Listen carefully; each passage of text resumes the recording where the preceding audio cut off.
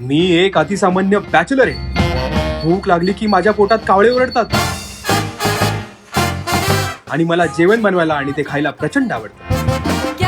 आज आवडीप्रमाणे डोसा खायचं मन झालं, सो हिअर इट इज.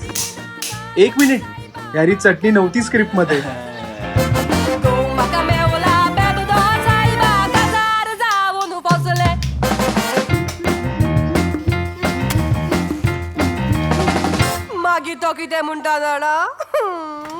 जेवण बनवताना माझं मातृत्व जाग होतं.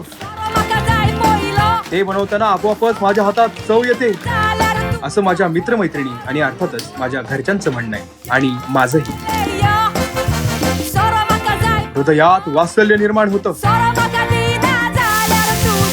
स्वतःला कमी वाढून समोरच्याने ते जास्त खावं आणि त्याला ते जास्त आवडावं, असंच नेहमी वाटतं.